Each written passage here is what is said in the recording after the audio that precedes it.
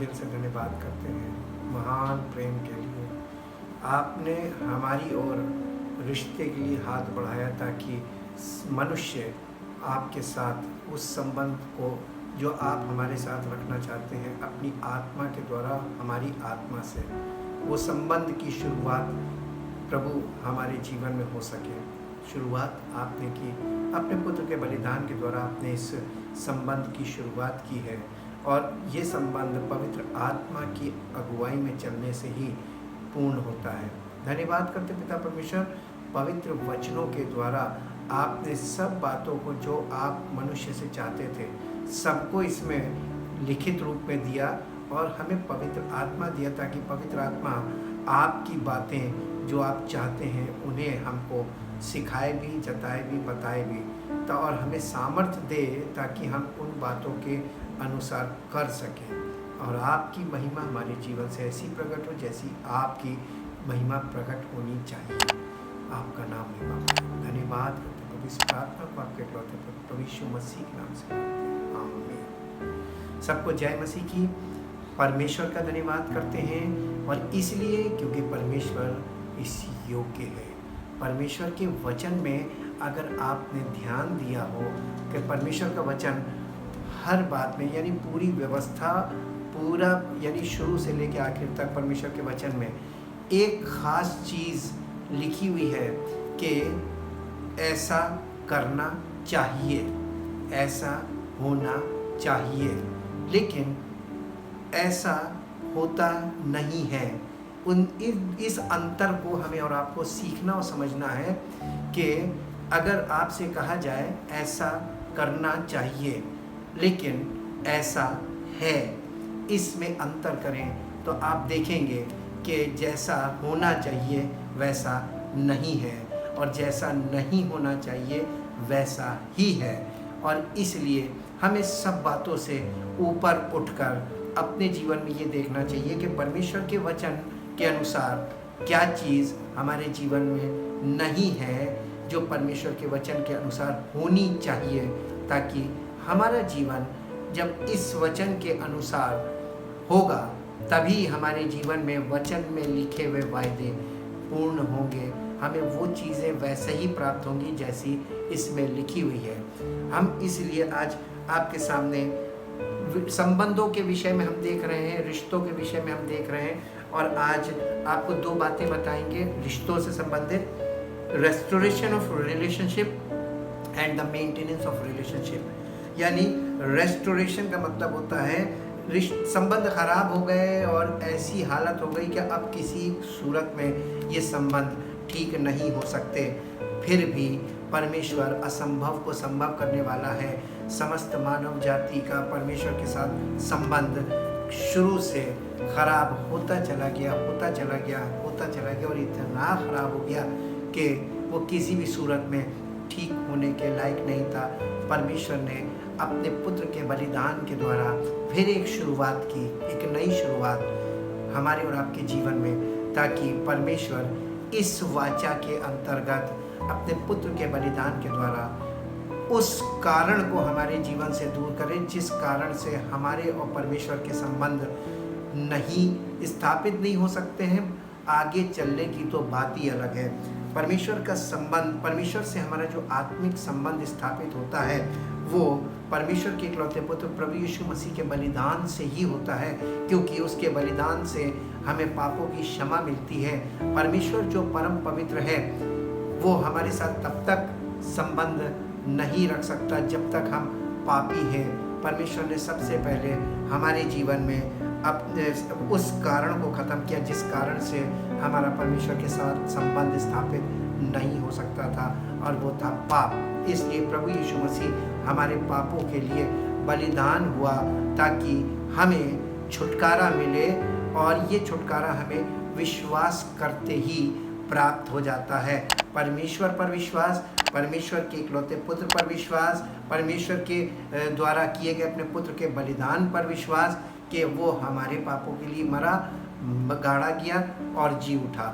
ये विश्वास जब हम पूर्ण रूप से वास्तव में कर लेते हैं, ये परमेश्वर के साथ हमारी हमारे आत्मिक संबंध का रेस्टोरेशन ऑफ रिलेशनशिप है, यानी पुनर्स्थापित हो जाता है हमारा संबंध परमेश्वर के आत्मा के साथ। लेकिन ये एक एक्ट है, ये एक कार्य है जो एक ही बार होता है, और इसके बाद वाला कार्य इससे भी ज़्यादा मुख्य है, वो है मेंटेन रिलेशनशिप, संबंध बनाए रखना या संबंध को निभाना बिना पवित्र आत्मा के। जैसे ही हमें पापों की क्षमा मिलती है, हमें परमेश्वर पवित्र आत्मा इसलिए देता है ताकि अब हम स्वतंत्र हैं कि हम अपनी इच्छा में आगे जीवन व्यतीत करेंगे या पवित्र आत्मा की इच्छा के अनुसार चलेंगे। वहाँ फिर हमारे सामने चुनाव आ जाता पाप से छुटकारा पाने के बाद। जैसे ही हम पाप से छुटकारा पाते हैं, वैसे ही हमारे सामने फिर दो रास्ते होते हैं, यानी हमारे सामने दो ऑप्शन होते हैं, या तो हम अपनी इच्छा के अनुसार करें या हम परमेश्वर की आत्मा की अगुवाई में चलें। और यहीं पर हमारी और आपके साथ गड़बड़ियाँ होती हैं। लेकिन हम आज आपको restoration of relationship with God, यानी परमेश्वर के साथ संबंध का पुनर्स्थापित होने के विषय में बात करेंगे। परमेश्वर से संबंध पुनर्स्थापित करने का आरंभ परमेश्वर की ओर से ही है, हमने नहीं किया, उसी ने शुरुआत की। परमेश्वर ने मनुष्य से संबंध को शुरू करने के लिए ही अपने इकलौते पुत्र प्रभु यीशु मसीह को बलिदान किया। कारण समस्त मानव जाति पाप के वश में थी है, और इसलिए परमेश्वर पवित्र है, और इसलिए परमेश्वर ने क्योंकि वो पवित्र है, हमें सबसे पहले पाप से छुटकारा दिया ताकि हम परमेश्वर के साथ संबंध स्थापित रख सकें। पुत्र के बलिदान के द्वारा हमें पाप के दासत्व से छुटकारा प्राप्त हो जाता है और हम स्वतंत्र हो जाते हैं, ताकि हम अपनी इच्छा से परमेश्वर के साथ संबंध रखने की इच्छा प्रकट करें। और जब हम ऐसा करते हैं, परमेश्वर जो परम आत्मा है हमें सहायता देने के लिए पवित्र आत्मा को हमारे हृदय में भेजता है। जब हम पवित्र आत्मा के सिखाए चलने लगते हैं तो हमारा संबंध परमेश्वर की आत्मा के साथ सुदृढ़ होने लगता है। जब हमारा परमेश्वर की आत्मा के साथ आत्मिक संबंध परिपक्व या मैच्योर हो जाता है, तो हमारे जीवन में पवित्र आत्मा के फलों द्वारा प्रगटीकरण होने लगता है कि हम पवित्र आत्मा के चलाए चलने वाले हैं। पवित्र आत्मा जो परमेश्वर के पुत्र का आत्मा है, हम के द्वारा हम परमेश्वर के पुत्र के स्वरूप में प्रकट होते जाते हैं, जैसा कि रोमियो के 8 अध्याय के 14 पद में लिखा हुआ है। रोमियो की पत्री 8 अध्याय और उसके 14 पद में ऐसे लिखा हुआ है, मैं आपके बीच में पढ़ देता हूँ ताकि आपको पता चले कि कौन सी बात का संबंध किस तरीके से हमारे जीवन से है। परमेश्वर के वचन में उसका वर्णन है। 8 अध्याय रोमियो 8 अध्याय उसका 14 पद, इसलिए कि जितने लोग परमेश्वर के आत्मा के चलाए चलते हैं वे ही परमेश्वर के पुत्र हैं। जितने लोग परमेश्वर की आत्मा के चलाए चलते हैं वे ही परमेश्वर के पुत्र हैं। यहाँ पर एक पुत्र की बात नहीं की जा रही है, यहाँ पर ढेर सारे परमेश्वर के पुत्रों की बात की जा रही है। वो पुत्र जो परमेश्वर की आत्मा के चलाए चलते, यानी यीशु मसीह के बलिदान के द्वारा हमें छुटकारा मिल जाता है। लेकिन जब हम परमेश्वर की आत्मा की अगुवाई में जीवन जीने लगते हैं और उसकी इच्छा में चलने लगते हैं, तो हम परमेश्वर के पुत्र के स्वरूप में परिवर्तित होने लगते हैं। For all who are led by the spirit of God are sons of God. यहाँ सन्स ऑफ गॉड हमारी और आपकी बात की जा रही है। पवित्र आत्मा हमें प्रभु यीशु मसीह के स्वरूप में बदल देता है। शरीर क्यों नहीं, वो हमारे हृदय को, हमारे विचारों को, हमारे प्राणों को मसीह के अनुरूप करता है, उसके जैसा बना देता है, ताकि परमेश्वर के द्वारा जो काम उसने शुरू किया है वो काम हमारे और आपके जीवन में पूर्ण कर सके। इसीलिए इसके 8 अध्याय के 5 पद से पढ़ेंगे। ये काम यहाँ से शुरू होता है 5 पद से। यहाँ पर लिखा है, क्योंकि शारीरिक व्यक्ति शरीर की बातों पर मन लगाते हैं, परंतु आध्यात्मिक आत्मा की बातों पर मन लगाते हैं। शरीर पर मन लगाना तो मृत्यु है, परंतु आत्मा पर मन लगाना जीवन और शांति। क्योंकि शरीर पर मन लगाना तो परमेश्वर से बैर रखना है, क्योंकि ना तो परमेश्वर की व्यवस्था के अधीन है और ना हो सकता है, इम्पॉसिबल। और जो शारीरिक दशा में है वे परमेश्वर को प्रसन्न नहीं कर सकते। आप कितनी भी कोशिश करेंगे, शारीरिक तौर पर कुछ भी कर लीजिए, परमेश्वर आपसे कभी प्रसन्न नहीं होगा, क्योंकि वो आपको आपके शारीरिक कार्यों से नहीं प्रसन्न होता। परंतु जब कि परमेश्वर का आत्मा तुम में बसता है तो तुम शारीरिक दशा में नहीं परंतु आत्मिक दशा में हो। यदि किसी में मसीह का आत्मा नहीं तो वो उसका जन नहीं। यदि मसीह तुम में है तो देह पाप के कारण मरी हुई है, परंतु आत्मा धर्म के कारण जीवित है। यदि उसी का आत्मा जिसने यीशु को मरे हुओं में से जिलाया तुम में बसा हुआ है, तो जिसने मसीह को मरे हुए में से जिलाया वो तुम्हारी नश्वर देहों को भी अपने आत्मा के द्वारा जो तुम में बसा हुआ है जिलाएगा। इसलिए हे भाइयों, हम शरीर के कर्जदार नहीं कि शरीर के अनुसार दिन काटें, क्योंकि यदि तुम शरीर के अनुसार दिन काटोगे तो मरोगे, यदि आत्मा से देह की क्रियाओं को मारोगे तो जीवित रहोगे। इसलिए कि जितने लोग परमेश्वर की आत्मा के चलाए चलते हैं वे ही परमेश्वर के पुत्र हैं। ये पूरा मैंने पहले एक पद पढ़ा ताकि आपको संदर्भ में ले चलें कि किस कॉन्टेक्स्ट में ये बात लिखी गई है और किसके लिए लिखी गई है। हमारी और आपके लिए लिखी गई है। ये सुसमाचार हमारे जीवन में पूरा करने की बात की गई है कि जब हम सुसमाचार के अनुसार परमेश्वर के इकलौते पुत्र पर विश्वास करते हैं तो हमारा विश्वास के द्वारा परमेश्वर अपनी आत्मा के द्वारा हमारे जीवन में उस कार्य को शुरू करता है और अपने पुत्र के स्वरूप में परिवर्तित करके आत्मा के फलों के द्वारा प्रगटीकरण करके हमें प्रकट करता है कि हम वास्तव में उसके पुत्र हैं। इसीलिए इंग्लिश में पढ़ेंगे रोमन्स चैप्टर 8 वर्स 5 पद से पढ़ेंगे। For those who are according to the flesh and are controlled by its unholy desires set their minds on and pursue those things which gratify the flesh. But those who are according to the Spirit and are controlled by the desires of the Spirit set their minds on and seek those things which gratify the Holy Spirit. Now the mind of the flesh, which is sense and reason without the Holy Spirit, is death. Death that comprises all the miseries arising from sin, both here and hereafter. But the mind of the Holy Spirit is life and soul peace, both now and forever. That is because the mind of the flesh with its carnal thoughts and purposes is hostile to God, for it does not submit itself to God's law. Indeed, it cannot. So then those who are living the life of the flesh, catering to the appetites and impulses of their carnal nature, cannot please or satisfy God or be acceptable to Him. But you are not living the life of the flesh, you are living the life of the Spirit. If the Holy Spirit of God really dwells within you, directs and controls you. But if anyone does not possess the Holy Spirit of Christ, he is none of his. He does not belong to Christ, is not truly a child of God.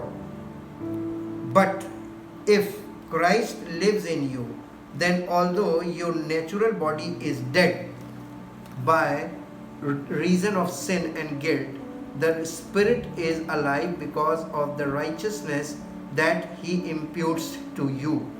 And if the Spirit of Him who raised up Jesus from the dead dwells in you, then He who raised up Christ Jesus from the dead will also restore to your life your mortal, short-lived, perishable bodies through His Spirit who dwells in you. So then, brethren, we are debtors, but not to the flesh. We are not obligated to our carnal nature to live a life ruled by the standards set up by the dictates of the flesh. For if you live according to the dictates of the flesh, you will surely die. But if through the power of the Holy Spirit you are habitually putting to death, making extinct, deadening the evil deeds prompted by the body, you shall really and genuinely live forever. For all who are led by the Spirit of God are sons of God. ये परमेश्वर के वचन के अनुसार इस तरीके से उसकी पवित्र आत्मा की सामर्थ्य कार्य शुरू करती है जब हम परमेश्वर के उस कार्य पर जो उसने अपने पुत्र के बलिदान के द्वारा हमारे और आपके लिए किया है रिस्पॉन्ड करते हैं, विश्वास करते हैं।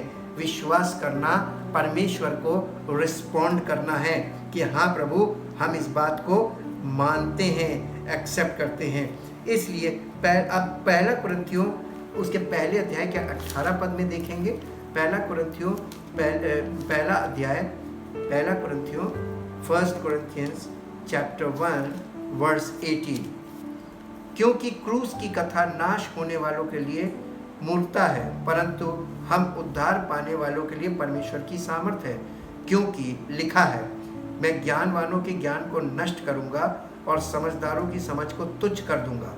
कहाँ रहा ज्ञानवान, कहाँ रहा शास्त्री, कहाँ रहा इस संसार का विवादी? क्या परमेश्वर ने संसार के ज्ञान को मूर्खता नहीं ठहराया? क्योंकि जब परमेश्वर के ज्ञान के अनुसार संसार ने ज्ञान से परमेश्वर को ना जाना, तो परमेश्वर को यह अच्छा लगा कि इस प्रचार की मूर्खता के द्वारा विश्वास करने वालों को उद्धार दे। यहूदी तो चिन्ह चाहते हैं और यूनानी ज्ञान की खोज में है, परंतु हम तो उस क्रूस पर चढ़ाए हुए मसीह का प्रचार करते हैं, जो यहूदियों के लिए ठोकर का कारण और अन्य जातियों के लिए मूर्खता है। परंतु जो बुलाए हुए हैं, क्या यहूदी क्या यूनानी, उनके निकट मसीह परमेश्वर की सामर्थ और परमेश्वर का ज्ञान है। क्योंकि परमेश्वर की मूर्खता मनुष्यों के ज्ञान से ज्ञानवान है और परमेश्वर की निर्बलता मनुष्यों के बल से बहुत बलवान है। हे भाइयों, अपने बुलाए जाने को तो सोचो, ना कि शरीर के अनुसार बहुत ज्ञानवान, ना बहुत सामर्थी, ना बहुत कुलीन बुलाए गए, परंतु परमेश्वर ने जगत के मूर्खों को चुन लिया है कि ज्ञानवानों को लज्जित करें, और परमेश्वर ने जगत के निर्बलों को चुन लिया है कि बलवानों को लज्जित करें, और परमेश्वर ने जगत के नीचों और तुच्छों को, वरन जो है भी नहीं, उनको भी चुन लिया है कि उन्हें जो है व्यर्थ ठहराए, ताकि कोई प्राणी परमेश्वर के सामने घमंड न करने पाए। परंतु उसी की ओर से तुम मसीह यीशु में हो, जो परमेश्वर की ओर से हमारे लिए ज्ञान ठहरा, अर्थात धर्म और पवित्रता और छुटकारा, ताकि जैसा लिखा है वैसा ही हो, जो घमंड करे वो प्रभु में घमंड करे। परमेश्वर के वचन के अनुसार हमें हर बात को पवित्र आत्मा समझाता है। पहला कुरिन्थियों 9 अध्याय से पढ़ेंगे। यहाँ पे पौलुस कलीसिया को बहुत ज़बरदस्त बात बता रहा है। पहला कुरिन्थियों 9 अध्याय, पहला कुरिन्थियों के 9 अध्याय का 24 पद से पढ़ेंगे। क्या तुम नहीं जानते कि दौड़ में तो दौड़ते सभी हैं? किसी भी प्रकार की दौड़ शुरू होती है, हम उस दौड़ में हिस्सा लेने पहुंच जाते हैं। किसी भी प्रकार का कंपटीशन, किसी भी प्रकार की जो रेस है वो शुरुआत होती है तो सब लोग पहुंच जाते हैं। दौड़ में दौड़ते तो सभी हैं, लेकिन परंतु इनाम एक ही ले जाता है। तुम वैसे ही दौड़ो कि जीतो। हर एक पहलवान सब प्रकार का संयम करता है। वे तो एक मुरझाने वाले मुकुट को पाने के लिए ये सब करते हैं, परंतु हम तो उस मुकुट के लिए करते हैं जो मुरझाने का नहीं। इसलिए मैं तो इसी रीति से दौड़ता हूँ, परंतु लक्ष्यहीन नहीं। मैं भी इसी रीति से मुक्कों से लड़ता हूँ, परंतु उसके समान नहीं जो हवा पीटता हुआ लड़ता है। परंतु मैं अपनी देह को मारता कूटता और वश में लाता हूँ, कहीं ऐसा ना हो कि औरों को प्रचार करके मैं आप ही किसी रीति से निकम्मा ठहरूं। पौलुस अपने ऊपर बहुत ज़्यादा ध्यान दे रहा है, अपने विषय में वो बात कर रहा है। और आजकल के सेवक केवल दूसरों पर दोष लगाते हैं और अपने विषय में बिल्कुल भी ध्यान नहीं देते कि वो कैसा जीवन जी रहे हैं, उनके जीवन में वो क्या कर रहे हैं। कहीं ऐसा तो नहीं कि परमेश्वर की महिमा घट रही हो, कहीं ऐसा तो नहीं कि कोई काम हमारे जीवन से ऐसा हो रहा हो जिससे परमेश्वर का नाम खराब हो सके। लेकिन पौलुस के जीवन से मुझे ये बात बड़ी अच्छी लगती है कि वो अपने आप पर ज़्यादा ध्यान देता है, अपने आप को जांचना, अपने आप को करेक्ट रखना, पवित्र आत्मा की अगुवाई में बने रहना, परमेश्वर के वचन में बिल्कुल ताज़ा रहना, ताकि कोई भी गलती हमारे जीवन में हमको गिरा ना पाए। Do you not know, English में पढ़ेंगे एम्प्लीफाइड में, 1 Corinthians chapter 9 verse 24 onwards. Do you not know that in a race all the runners compete, but only one receives the prize? So run your race that you may lay hold of the prize and make it yours. Now every athlete who goes into training conducts himself temperately and restricts himself in all things. They do it to win a wreath that will soon wither, but we do it to receive a crown of eternal blessedness that cannot wither. Therefore, I do not run uncertainly without definite aim. I do not box like one beating the air and striking without an adversary. यानी दुश्मन है ही नहीं सामने, लेकिन मुक्का हम चला रहे हैं। किस पर चला रहे हैं? हवा में चला रहे हैं। दुश्मन को हमको दिखाई नहीं दे रहा है। इसी प्रकार से आगे 27 पे लिखा है, but like a boxer I buffet my body. यानी हमको शैतान मालूम है खुद सामने नहीं आता, वो हमारा शरीर का प्रयोग करता है हमें आत्मिक जीवन में गिराने के लिए। इसीलिए यहाँ पर लिखा है, बट लाइक अ बॉक्सर, एक बॉक्सर की तरह I buffet my body, handle it रफली, डिसिप्लिन इट बाय हार्डशिप्स। और कठिन रास्तों में चलकर इस शरीर को हमें डिसिप्लिन में रखना चाहिए। जैसे एक फौजी को तैयार किया जाता है, हर विपरीत परिस्थिति में उसको रहना और सर्वाइव करना सिखाया जाता है, उसी तरीके से हमें और आपको अपने शरीर को सिखाना है। And subdue it for fear that after proclaiming to others the gospel and things pertaining to it, I myself should become unfit, not stand the test, be unapproved and rejected as a counterfeit. पर कहीं ऐसा ना हो कि मैं प्रभु के सामने जब जाऊं तो मुझे काउंटरफीट का मतलब नकली समझकर हटा दिया जाए कि जाओ हटो तुम नकली हो। कहीं ऐसा ना हो। अपने आप को वश में रखना, पवित्र आत्मा के वश में अगर आप अपने आप को रखना चाहते हैं तो आपको अपने शरीर को डिसिप्लिन करने की ज़रूरत है, इस बॉडी को, क्योंकि ये बॉडी के द्वारा ही शैतान आपको गिराने का काम करता है, हमको और आपको। इसलिए रोमियो की पत्री 16 अध्याय में चलेंगे। रोमियो की पत्री 16 अध्याय और उसका 25 पद पढ़ेंगे। रोमियो की पत्री 16 अध्याय और उसका 25 पद यहाँ पर इस प्रकार से लिखा हुआ है। रोमियो 16:25 में, अब जो तुमको मेरे सुसमाचार अर्थात यीशु मसीह के संदेश के प्रचार के अनुसार स्थिर कर सकता है, उस भेद के प्रकाशन के अनुसार जो सनातन से छिपा रहा परंतु अब प्रकट होकर सनातन परमेश्वर की आज्ञा से भविष्यवक्ताओं की पुस्तकों के द्वारा सब जातियों को बताया गया है कि वे विश्वास से आज्ञा मानने वाले हो जाएं। उसी एकमात्र बुद्धिमान परमेश्वर की यीशु मसीह के द्वारा युगान युग महिमा होती रहे। ये परमेश्वर की स्तुति का वचन था। इसीलिए पौलुस कलीसिया को जब पत्र लिखता था उसके अंत में वो परमेश्वर की स्तुति के वचन अवश्य लिखता था। और इसी प्रकार से एक वचन और हम देखेंगे, 2 कुरिन्थियों उसके 13 अध्याय का 14 पद, जिसे हम आशीर्वाद भी कहते हैं, यानी स्तुति के वचन कह लीजिए जो अंत में लिखे जाते हैं, या आशीर्वाद कह लीजिए जो आशीर्वाद दिया जाता है। 13 अध्याय का 14 पद में 2 कुरिन्थियों 13 अध्याय उसके 14 पद में लिखा है, प्रभु यीशु मसीह का अनुग्रह और परमेश्वर का प्रेम और पवित्र आत्मा की सहभागिता तुम सब के साथ होती रहे, हो जाए नहीं लिखा है, वी कैन नॉट डिक्लेयर, हम इस चीज़ को डिक्लेयर नहीं कर सकते, होती रहे।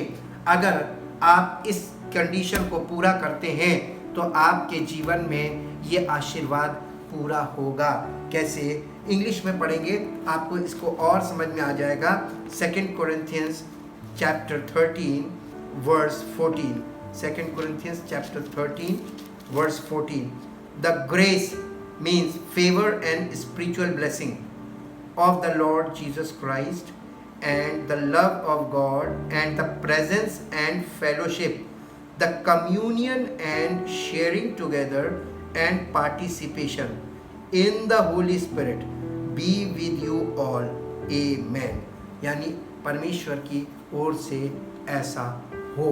ये हम आपके सामने पढ़ रहे हैं, लेकिन इस वाली ये इसको लोग प्रार्थना कहते हैं, ये प्रार्थना नहीं है। जब आप किसी प्रार्थना सभा में जाते हैं, किसी कलीसिया में जाते हैं, सबसे अंत में यही जिसे आप प्रार्थना कहते हैं, जिसे इंग्लिश में बेनेडिक्शन कहा जाता है। बेनेडिक्शन का मतलब होता है आशीर्वाद। ये अंत में आशीर्वाद दिया जाता है कलीसिया के लोगों को। लेकिन मुझे आज तक एक बात नहीं समझ में आई कि ये आशीर्वाद तो आत्मिक बातों के लिए है, आत्मिक जीवन के लिए है, और ये आशीर्वाद मैंने अपने जीवन में लोगों के, कलीसिया के जो लोग हैं उनके जीवन में इसे पूरा होते नहीं देखा। इसलिए एक दिन मैंने इस सवाल को जब परमेश्वर के आगे रखा तो परमेश्वर ने अपनी आत्मा के द्वारा हमें ये सब बातें बताई कि जब संबंध ही नहीं शुरू हुआ है तो आशीर्वाद कैसे उन पर होगा। मैं आपको पुराने नियम के आशीर्वाद दिखाता हूँ। पुराने नियम में भी आशीर्वाद हुआ करते थे, बेनेडिक्शंस जिसको बोलते हैं। और आज के ज़माने में, इस युग में, मसीह के युग में, हम पुराने नियम के आशीर्वादों का प्रयोग नहीं कर सकते। गिनती की पुस्तक 6 अध्याय में चलेंगे। ये पुराने नियम के आशीर्वाद हैं। गिनती की पुस्तक अध्याय 6, यहाँ पर मैं आपको पुराने नियम के आशीर्वाद दिखाऊंगा कि वो किस प्रकार से क्या बातें बोली जाती थी। उसके 22 से 26 पद तक हम पढ़ेंगे। 22 से 26 याजकों के आशीर्वाद देने की विधि। फिर यहोवा ने मूसा से कहा, हारून और उसके पुत्रों से कह कि तुम इस्राएलियों को इन वचनों से आशीर्वाद दिया करना। पहला है, यहोवा तुझे आशीष दे और तेरी रक्षा करे। ये आशीर्वाद दिया जाता था। फिर दूसरा है, यहोवा तुझ पर अपने मुख का प्रकाश चमकाए और तुझ पर अनुग्रह करे। फिर है, यहोवा अपना मुख तेरी ओर करे और तुझे शांति दे। फिर है, इस रीति से वे मेरे नाम को इस्राएलियों पर रखे और मैं उन्हें आशीष दिया करूंगा। ये परमेश्वर ने वायदा किया था। आशीर्वाद में संदेश छिपा था, लेकिन जो नए नियम में आशीर्वाद है, इसका संदेश पूरा का पूरा आत्मिक है, क्योंकि इसकी शुरुआत आत्मिक संबंध से है। इसलिए सारी आशीषें आत्मिक है और आशीर्वाद भी आत्मिक है। यशायाह नबी की पुस्तक 26 अध्याय के 3 और 4 पद को आपके बीच में पढ़ेंगे। यशायाह नबी की पुस्तक 26 अध्याय, उसके 26 चैप्टर और उसका 3 और 4 पद हम पढ़ेंगे आपको 26 अध्याय का। यहाँ पर लिखा है, जिसका मन तुझ में धीरज धरे हुए है, उसकी तू पूर्ण शांति के साथ रक्षा करता है, क्योंकि वो तुझ पर भरोसा रखता है। ये आशीर्वाद है। ये भविष्यवाणी में भी आशीर्वाद दिया जा रहा है। यहोवा पर सदा भरोसा रख, क्योंकि प्रभु यहोवा सनातन चट्टान है। परमेश्वर वो ऊंचे पद वालों को झुका देता है, जो नगर ऊंचे पर बसा है उसको वो नीचे कर देता है। वो उसको भूमि पर गिराकर मिट्टी में मिला देता है। वो पांव से वरन दरिद्रों के पैरों से रौंदा जाएगा। ये आशीर्वाद पुराने नियम के थे, लेकिन नए नियम में आशीर्वाद शुरू हो रहा है कि प्रभु यीशु मसीह का अनुग्रह, यानी स्पिरिचुअल ब्लेसिंग्स, पिता का प्रेम, परमेश्वर का प्रेम और पवित्र आत्मा की उपस्थिति और सहभागिता और तुम्हारा उसके साथ पार्टिसिपेशन, यानी तुम्हारा उसके साथ संबंध या फेलोशिप, ये हमेशा होता रहे। आइए आज अपने जीवन को उसके सामने रखें और परमेश्वर के साथ कि हमारा संबंध है कि नहीं, इसे चेक करें। और अगर नहीं है तो आप शुरुआत कर सकते हैं। अगर है और गलत तरीके से है, आप उसे संबंध को सही कर सकते हैं। नई शुरुआत कभी भी हो सकती है। गलती को कहीं पर भी सुधारा जा सकता है, क्योंकि हर रात की एक सुबह होती है। हर गलती पर परमेश्वर क्षमा करने के लिए तैयार है, लेकिन अगर हम मानने को तैयार हों तो आइए अपने जीवन को उसके सामने समर्पित करें। परमपिता परमेश्वर, अपना जीवन आपको देते हैं। आपसे विनती करते हैं प्रभु, अनुग्रह करने वाले प्रभु परमेश्वर पिता, आपने तो अनुग्रह कर दिया है। आज हम उस अनुग्रह को विश्वास से अपने जीवन में ग्रहण करते हैं। आपके इकलौते पुत्र प्रभु यीशु मसीह को अपना उद्धारकर्ता स्वीकार करते हैं और चाहते हैं हमारा जीवन आपकी इच्छा के अनुसार आगे बढ़े और आपकी महिमा का कारण बने। सारी महिमा आपको मिले। इस प्रार्थना को आपके इकलौते पुत्र प्रभु यीशु मसीह के नाम से मांगते हैं, आमीन। परमेश्वर आपको आशीष दे। प्लीज